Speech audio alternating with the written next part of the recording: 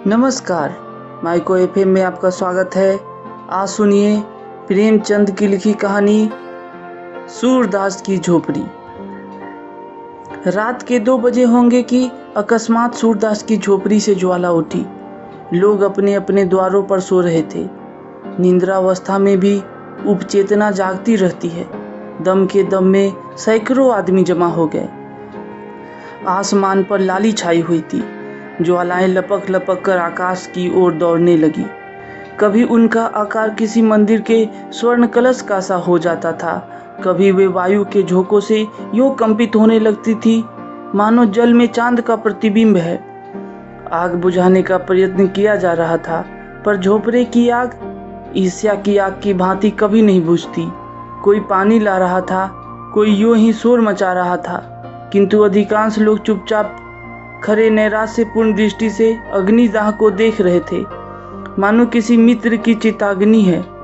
सहसा सूरदास दौड़ा हुआ आया और चुपचाप ज्वाला के प्रकाश में खड़ा हो गया। बजरंगी ने पूछा, यह कैसे लगी सूर्य? चूल्हे में तो आग नहीं छोड़ दी थी। सूरदास ने कहा, झोपड़े में जाने का कोई रास्ता ही नहीं है। बजरंगी ने कहा, अब तो अंदर बाहर सब एक हो गया है, दीवारें जल रही है। सूरदास ने कहा, किसी तरह नहीं जा सकता। बजरंगी ने कहा, कैसे जाओगी? देखते नहीं हो यहाँ तक लपटें आ रही है। जगधर ने कहा, सूर्य, क्या आज चूल्हा ठंडा नहीं किया था? नायक राम ने कहा, चूल्हा ठंडा किया होता तो दुश्मनों का कलेजा कैसे ठंडा होता। जगधर ने कहा, पंडा जी, मेरा लड़का काम ना आए। अगर मुझे कुछ भी मालूम हो, तुम मुझ पर नाहक सुभा करते हो। नायक राम ने कहा, मैं जानता हूँ जिसने लगाई है, बिगाड़ ना दूं तो कहना। ठाकुर दीन ने कहा, तुम क्या बिगाड़ोगे? भगवान आप ही बिगाड़ देंगे। इसी तरह जब मेरे घर में चोरी हुई थी तो सब स्वाहा हो गया था। जगधर ने कहा, जिसके मन में इतनी खटाई हो, भगवान उसका सत्यानाश कर दे। सूरदास ने कहा, अब तो लपट नहीं आती। बजरंगी ने कहा, हाँ, फूस जल गया, अब धरन जल रही है। सूरदास ने कहा, अब तो अंदर जा सकता हूँ। नायक राम ने कहा, अंदर तो जा सकते हो, पर बाहर नहीं निकल सकते। अब चलो आराम से सो रहो, जो होना था हो गया, पछताने से क्या होगा। सूरदास ने कहा, हाँ, सो रहूँगा, जल्दी क्या है। थोड़ी देर में रही सही आग भी बुझ गई। कुशल यह हुई कि और किसी के घर में आग न लगी। सब लोग इस दुर्घटना पर आलोचनाएं करते हुए विदा हुए। सन्नाटा छा गया, किंतु सूरदास अब भी वहीं बैठा हुआ था। उसे झोपड़े के जल जाने का दुख न था, बर्तन आदि के जल जाने का भी दुख न था। दुख था उस पोटली का, जो उसकी उम्र भर की कमाई थी, जो उसके जीवन की सारी आशाओं का आधार थी, जो उसकी सारी यातनाओं और रचनाओं का निष्कर्ष थी। इस छोटी सी पोटली में उसका, उसके पितरों का और उसके नाम लेवा का उद्धार संचित था। यही उसके लोक और परलोक, उसकी दीन दुनिया का आशा दीपक थी। उसने सोचा, पोटली के साथ रुपए थोड़े ही जल गए होंगे। अगर रुपए पिघल भी गए होंगे तो चांदी कहाँ जाएगी। क्या जानता था कि आज यह विपत्ति आने वाली है, नहीं तो यही ना सोता। पहले तो कोई झोपड़ी के पास आता ही ना, और अगर आग लगाता भी तो पोटली को पहले ही निकाल लेता। सच तो यूँ है कि मुझे यहाँ रुपए रखने ही ना चाहिए थे, पर रखता कहाँ। मोहल्ले में ऐसा कौन है जिसे रखने को देता। हाय, पूरे 500 रुपये थे, कुछ पैसे ऊपर हो गए थे। क्या इसी दिन के लिए पैसे पैसे बटोर रहा था। खा लिया होता तो कुछ तस्कीन होती। क्या सोचता था और क्या हुआ। गया जाकर पितरों को पिंडा देने का इरादा किया था। अब उनसे कैसे गला छूटेगा। सोचता था, कहीं मिठुआ की सगाई ठहर जाए तो कर डालूं, बहू घर में आ जाए तो एक रोटी खाने को मिले। अपने हाथों ठोक ठोक कर खाते एक युग बीत गया। बड़ी भूल हुई। चाहिए था कि जैसे जैसे हाथ में रुपए आते एक एक काम पूरा करता जाता। बहुत पांव फैलाने का यही फल है। उस समय तक राख ठंडी हो चुकी थी। सूरदास अटकल से द्वार की ओर झोपड़े में घुसा, पर 2-3 पग के बाद एकाएक पांव भूबल में पड़ गया। ऊपर राख थी, लेकिन नीचे आग। तुरंत पांव खींच लिया और अपनी लकड़ी से राख को उलटने पलटने लगा, जिससे नीचे की आग भी जल्द राख हो जाए। आध घंटे में उसने सारी राख नीचे से ऊपर कर दी और तब फिर डरते डरते राख में पैर रखा। राख गर्म थी पर असहना थी। उसने उसी जगह की सीध में राख को टटोलना शुरू किया जहाँ छप्पर में पोटली रखी थी। उसका दिल धड़क रहा था। उसे विश्वास था कि रुपए मिले या ना मिले, पर चांदी तो कहीं गई ही नहीं। सहसा वह उछल पड़ा। कोई भारी चीज हाथ लगी, उठा लिया, पर टटोल कर देखा तो मालूम हुआ ईंट का टुकड़ा है। फिर टटोलने लगा जैसे कोई आदमी पानी में मछलियाँ टटोले। कोई चीज हाथ ना लगी। तब तो उसने नैराश्य की उतावली और अधीरता के साथ सारी राख छान डाली। एक एक मुट्ठी राख हाथ में लेकर देखी। लोटा मिला, तवा मिला, किंतु पोटली ना मिली। उसका वह पैर जो अब तक सीढ़ी पर था फिसल गया और अब वह अथाह गहराई में जा पड़ा। उसके मुख से सहसा एक चीख निकल आई। वह वहीं राख पर बैठ गया और बिलख बिलख कर रोने लगा। यह फूस की राख ना थी, उसकी अभिलाषाओं की राख थी। अपनी बेबसी का इतना दुख उसे कभी ना हुआ था। तड़का हो गया। सूरदास अब राख के ढेर को बटोर कर एक जगह कर रहा था। आशा से ज्यादा दीर्घजीवी और कोई वस्तु नहीं होती। उसी समय जगधर आकर बोला, सूरे, सच कहना, तुम्हें मुझ पर तो शुभा नहीं है। सूर्य को शुभा तो था, पर उसने इसे छिपाकर कहा, तुम्हारे ऊपर क्यों शुभा करूंगा? तुमसे मेरी कौन सी अदावत थी? जगधर ने कहा, मोहल्ले वाले तुम्हें भड़काएंगे, पर मैं भगवान से कहता हूँ मैं इस बारे में कुछ नहीं जानता। सूरदास ने कहा, अब तो जो कुछ होना था हो चुका। कौन जाने किसी ने लगा दी या किसी की चिलम से उड़कर लग गई। यह भी तो हो सकता है कि चूल्हे में आग रह गई हो। बिना जाने बुझे किस पर शुभा करूं? जगधर ने कहा, इसी से तुम्हें चेता दिया कि कहीं सुबह में मैं भी ना मारा जाऊं। सूरदास ने कहा, तुम्हारी तरफ से मेरा दिल साफ है। जगधर को भैरव की बातों से अब यह विश्वास हो गया कि यह उसी की शरारत है। उसने सूरदास को रुलाने की बात कही थी।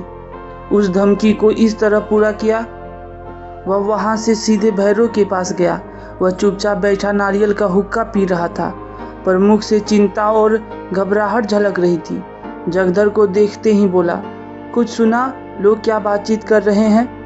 जगधर ने कहा, सब लोग तुम्हारे ऊपर शुभा करते हैं। नायक राम की धमकी तो तुमने अपने कानों से सुनी। भैरव ने कहा, यहाँ ऐसी धमकियों की परवाह नहीं है। सबूत क्या है कि मैंने लगाई? जगधर ने कहा, सच कहो, तुम ही ने लगाई? भैरव ने कहा, हाँ, चुपके से एक दिया सलाई लगा दी। जगधर ने कहा, मैं कुछ पहले ही समझ गया था, पर यह तुमने बुरा किया। झोपड़ी जलाने से क्या मिला? 2-4 दिन में फिर दूसरी झोपड़ी तैयार हो जाएगी। भैरव ने कहा, कुछ हो, दिल की आग तो ठंडी हो गई। यह देखो। यह कहकर उसने एक थैली दिखाई जिसका रंग धुएं से काला हो गया। जगधर ने उत्सुक होकर पूछा, इसमें क्या है? अरे, इसमें तो रुपए भरे हुए हैं। भैरव ने कहा, यह सुभागी को बहका ले जाने का जरीबाना है। जगधर ने कहा, सच बताओ, ये रुपए कहाँ मिले? भैरव ने कहा, उसी झोपड़े में बड़े जतन से धरन की आड़ में रखे हुए थे। पाजी रोज राहगीरों को ठग ठग कर पैसे लाता था और इसी थैली में रखता था। मैंने गिने हैं, 500 से ऊपर हैं। ना जाने कैसे इतने रुपए जमा हो गए। बच्चों को इन्हीं रुपयों की गर्मी थी। अब गर्मी निकल गई। अब देखो किस बल पर उछलते हैं। बिरादरी को भोज भात देने का सामान हो गया। नहीं तो इस वक्त रुपए कहाँ मिलते। आजकल तो देखते ही हो, बल मटेरों के मारे बिक्री कितनी मंदी है। जगधर ने कहा, मेरी तो सलाह है कि रुपए उसे लौटा दो। बड़ी मशक्कत की कमाई है, हजम ना होगी। जगधर दिल का खोटा आदमी नहीं था, पर इस समय उसने यह सलाह उसे नेक नियति से नहीं, हसद से दी थी। उसे यह असह्य था कि भैरव के हाथ इतने रुपए लग जाएं। भैरव आधे रुपए उसे देता तो शायद उसे तस्कीन हो जाती, पर भैरव से यह आशा ना की जा सकती थी। बेपरवाही से बोला, मुझे अच्छी तरह हजम हो जाएगी। हाथ में आए हुए रुपए को नहीं लौटा सकता। उसने तो भीख मांगकर ही जमा किए हैं, गेहूं तो नहीं तौला था। जगधर ने कहा, पुलिस सब खा जाएगी। भैरव ने कहा, सूर्य पुलिस में ना जाएगा, रो धोकर चुप हो जाएगा। जगधर ने कहा, गरीब की हाय बड़ी जानलेवा होती है। भैरव ने कहा, वह गरीब है, अंधा होने से ही गरीब हो गया। जो आदमी दूसरों की औरतों पर डोरे डाले, जिसके पास सैकड़ों रुपए जमा हो, जो दूसरों को रुपए उधार देता हो, वह गरीब है। गरीब जो कहो तो हम तुम है, घर में ढूंढ आओ, एक पूरा रुपया ना निकलेगा। ऐसे पापियों को गरीब नहीं कहते। अब भी मेरे दिल का कांटा नहीं निकला। जब तक उसे रोते ना देखूंगा, यह कांटा ना निकलेगा। जिसने मेरी आबरू बिगाड़ दी, उसके साथ जो चाहूं करूं, मुझे पाप नहीं लग सकता। जगधर का मन आज खोंचा लेकर गलियों का चक्कर लगाने में ना लगा। छाती पर सांप लौट रहा था। इसे दम के दम में इतने रुपए मिल गए, अब मौज उड़ाएगा। तकदीर इस तरह खुलती है। यहाँ कभी पड़ा हुआ पैसा भी ना मिला। पाप पुण्य की कोई बात नहीं। मैं ही कौन दिन भर पुण्य किया करता हूँ। दमरी छदाम कौड़ियों के लिए टेनी मारता हूँ, बाट खोटे रखता हूँ, तेल की मिठाई को घी की कहकर बेचता हूँ। ईमान गंवाने पर भी कुछ नहीं लगता। जानता हूँ यह बुरा काम है, पर बाल बच्चों को पालना भी तो जरूरी है। इसने ईमान खोया तो कुछ लेकर खोया, गुनाह बेलज्जत नहीं रहा। अब 2-3 दुकानों का और ठेका ले लेगा। ऐसा ही कोई माल मेरे हाथ भी पड़ जाता तो जिंदगानी सफल हो जाती। जगधर के मन में ईर्ष्या का अंकुर जमा। वह भैरव के घर से लौटा तो देखा कि सूरदास राख को बटोरकर उसे आटे की भांति गूंथ रहा था। सारा शरीर भस्म से ढका हुआ और पसीने की धारें निकल रही थी। बोला, सूर्य क्या ढूंढते हो? सूरदास ने कहा, कुछ नहीं, यहाँ रखा ही क्या था, यही लोटा तवा देख रहा था। जगधर ने कहा, और वह थैली किसकी है जो भैरव के पास है? सूरदास चौंका। क्या इसीलिए भैरव आया था? जरूर यही बात है। घर में आग लगाने के पहले रुपए निकाल लिए होंगे। लेकिन अंधे भिखारी के लिए दरिद्रता इतनी लज्जा की बात नहीं है जितना धन। सूरदास जगधर से अपनी आर्थिक हानि को गुप्त रखना चाहता था। वह गया जाकर पिंडदान करना चाहता था, मिठुआ का ब्याह करना चाहता था, कुआं बनवाना चाहता था, किंतु इस ढंग से कि लोगों को आश्चर्य हो कि इसके पास रुपए कहाँ से आए। लोग यह समझे कि भगवान दीन जनों की सहायता करते हैं। भिखारियों के लिए धन संचय पाप संचय से कम अपमान की बात नहीं है। बोला, मेरे पास थैली वैली कहाँ होगी किसी की? थैली होती तो भीख मांगता। जगधर ने कहा, मुझसे उड़ते हो? भैरव मुझसे स्वयं कह रहा था कि झोपड़े में धरन के ऊपर यह थैली मिली, 500 रुपये से कुछ बेसी है। सूरदास ने कहा, वह तुमसे हंसी करता होगा। 5.5 रुपये तो कभी जुड़े ही नहीं, 550 कहाँ से आते? इतने में सुभागी वहां आ पहुंची। रात भर मंदिर के पिछवाड़े अमरूद के बाग में छिपी बैठी थी। वह जानती थी आग भैरव ने लगाई है। भैरव ने उस पर जो कलंक लगाया था उसकी उसे विशेष चिंता न थी, क्योंकि वह जानती थी किसी को इस पर विश्वास न आएगा। लेकिन मेरे कारण सूरदास का यूं सर्वनाश हो जाए, इसका उसे बड़ा दुख था। वह इस समय उसको तस्कीन देने आई थी। जगधर को वहां खड़े देखा तो झिझकी, भय हुआ कहीं यह मुझे पकड़ ना ले। जगधर को वह भैरव ही का दूसरा अवतार समझती थी। उसने प्रण कर लिया था कि अब भैरव के घर ना जाऊंगी, अलग रहूंगी और मेहनत मजूरी करके जीवन का निर्वाह करूंगी। यहाँ कौन लड़के रो रहे हैं, एक मेरा ही पेट उसे भारी है ना। अब अकेले ठोके और खाए और बुढ़िया के चरण धो धो कर पिए। मुझसे तो यह नहीं हो सकता।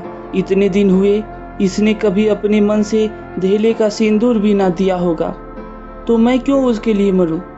वह पीछे लौटना ही चाहती थी कि जगधर ने पुकारा, सुभागी कहाँ जाती है? देखी अपने खसम की करतूत। बेचारे सूरदास को कहीं का ना रखा। सुभागी ने समझा मुझे झांसा दे रहा है, मेरे पेट की थाह लेने के लिए यह जाल फेंका है। व्यंग से बोली, उसके गुरु तो तुम ही हो, तुम्ही ने मंत्र दिया होगा। जगधर ने कहा, हाँ यही मेरा काम है। चोरी डाका ना सिखाऊं तो रोटियां क्यों कर चले। जब तक समझता था भला आदमी है, साथ बैठता था, हंसता बोलता था, लेकिन आज से कभी उसके पास बैठते देखा तो कान पकड़ लेना। जो आदमी दूसरों के घर में आग लगाए, गरीबों के रुपए चुरा ले जाए, वह अगर मेरा बेटा भी हो तो उसकी सूरत ना देखूं। सूरदास ने ना जाने कितने जतन से 500 रुपये बटोरे थे, वह सब उड़ा ले गया। कहता हूँ लौटा दे तो लड़ने पर तैयार होता है। सूरदास ने कहा, फिर वही रट लगाए जाते हो। कह दिया कि मेरे पास रुपए नहीं थे, कहीं और जगह से मार लाया होगा। मेरे पास 500 रुपये होते तो चैन की बंसी ना बजाता, दूसरों के सामने हाथ क्यों पसारता। जगधर ने कहा, सूरे, अगर तुम भरी गंगा में कहो कि मेरे रुपए नहीं है तो मैं ना मानूंगा। मैंने अपनी आंखों से वह थैली देखी है। भैरव ने अपने मुंह से कहा कि यह थैली झोपड़े में धरन के ऊपर मिली। तुम्हारी बात कैसे मान लूं? सुभागी ने कहा, तुमने थैली देखी है? जगधर ने कहा, हाँ, देखी नहीं तो क्या झूठ बोल रहा हूँ? सुभागी ने कहा, सूरदास, सच सच बता दो, रुपए तुम्हारे हैं? सूरदास ने कहा, पागल हो गई है क्या, इनकी बातों में आ जाती है। भला मेरे पास रुपए कहाँ से आते? जगधर ने कहा, इनसे पूछ, रुपए ना थे तो इस घड़ी राख बटोर कर क्या ढूंढ रहे थे? सुभागी ने सूरदास के चेहरे की तरफ अन्वेषण की दृष्टि से देखा। उसकी उस बीमार की सी दशा थी जो अपने प्रियजनों की तस्कीन के लिए अपनी असह्य वेदना को छिपाने का असफल प्रयत्न कर रहा हो। जगधर के निकट आकर बोली, रुपए जरूर थे, इसका चेहरा कहे देता है। जगधर ने कहा, मैंने थैली अपनी आंखों से देखी है। सुभागी ने कहा, अब चाहे वह मुझे मारे या निकाले, पर रहूंगी उसी के घर। कहाँ कहाँ थैली को छिपाएगा, कभी तो मेरे हाथ लगेगी। मेरे ही कारण इस पर यह विपद पड़ी है, मैंने ही उजारा है, मैं ही बसाऊंगी। जब तक इसके रुपए ना दिला दूंगी मुझे चैन ना आएगी। यह कहकर वह सूरदास से बोली, तो अब रहोगे कहाँ? सूरदास ने यह बात ना सुनी। वह सोच रहा था, रुपए मैंने ही तो कमाए थे, क्या फिर नहीं कमा सकता? यही ना होगा, जो काम इस साल होता वह कुछ दिनों के बाद होगा। मेरे रुपए थे ही नहीं, शायद उस जन्म में मैंने भैरव के रुपए चुराए होंगे, यह उसी का दंड मिला है। मगर बेचारी सुभागी का अब क्या हाल होगा? भैरव उसे अपने घर में कभी ना रखेगा, बेचारी कहाँ मारी मारी फिरेगी। यह कलंक भी मेरे सिर लगना था, कहीं का ना हुआ। धन गया, घर गया, आबरू गई, जमीन बच रही है, यह भी ना जाने जाएगी या बचेगी। अंधापन हो क्या, थोड़ी विपत्ति की नित ही एक ना एक चपत पड़ती रहती है। जिसके जी में आता है 4 खोटी खरी सुना देता है। इन दुखजनक विचारों से मर्माहत सा होकर वह रोने लगा। सुभागी जगधर के पास भैरव के घर की ओर चली जा रही थी और यहाँ सूरदास अकेला बैठा हुआ रो रहा था। सहसा वह चौंक पड़ा। किसी ओर से आवाज आई, तुम खेल में रोते हो? मिठुआ घीसू के घर से रोता चला आता था। शायद घीसू ने मारा था। इस पर घीसू उसे चिढ़ा रहा था, खेल में रोते हो? सूरदास कहाँ तो नैराज से ग्लानि, चिंता और क्षोभ के अपार जल में गोते खा रहा था, कहाँ यह चेतावनी सुनते ही उसे ऐसा मालूम हुआ किसी ने उसका हाथ पकड़कर किनारे पर खड़ा कर दिया। वाह, मैं तो खेल में रोता हूँ, कितनी बुरी बात है। लड़के भी तो खेल में रोना बुरा समझते हैं, रोने वाले को चिढ़ाते हैं, और मैं खेल में रोता हूँ। सच्चे खिलाड़ी कभी रोते नहीं, बाजी पर बाजी हारते हैं, चोट पर चोट खाते हैं, धक्के पर धक्के सहते हैं, पर मैदान में डटे रहते हैं। उनकी त्योड़ियों पर बल नहीं पड़ते, हिम्मत उनका साथ नहीं छोड़ती, दिल पर मालिन्य के छींटे भी नहीं आते, ना किसी से जलते हैं ना चिढ़ते हैं। खेल में रोना कैसा? खेल हंसने के लिए, दिल बहलाने के लिए है, रोने के लिए नहीं। सूरदास उठ खड़ा हुआ और विजय गर्व की तरंग में राख के ढेर को दोनों हाथों से उड़ाने लगा। आवेग में हम उद्दिष्ट स्थान से आगे निकल जाते हैं। वह संयम कहाँ है जो शत्रु पर विजय पाने के बाद तलवार को म्यान में कर ले। एक क्षण में मिठुआ, घीसू और मोहल्ले के 20 लड़के आकर इस भस्म स्तूप के चारों ओर जमा हो गए और मारे प्रश्नों के सूरदास को परेशान कर दिया। उसे राख फेंकते देखकर सबों का खेल हाथ आया। राख की वर्षा होने लगी। दम के दम में सारी राख बिखर गई। भूमि पर केवल काला निशान रह गया। मिठुआ ने पूछा, दादा अब रहेंगे कहाँ? सूरदास ने कहा, दूसरा घर बनाएंगे। मिठुआ ने कहा, और कोई फिर आग लगा दे? सूरदास ने कहा, तो फिर बनाएंगे। मिठुआ ने कहा, और फिर लगा दे? सूरदास ने कहा, तो हम भी फिर बनाएंगे। मिठुआ ने कहा, और कोई 1000 बार लगा दे?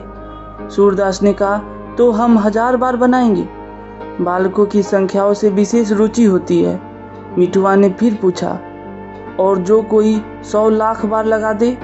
सूरदास ने उसी बालोचित सरलता से उत्तर दिया, तो हम भी 100 लाख बार बनाएंगे। धन्यवाद। प्रिय श्रोतागण, अगर आपको यह कहानी अच्छी लगी हो तो चैनल को सब्सक्राइब, लाइक और शेयर करना ना भूलें। धन्यवाद।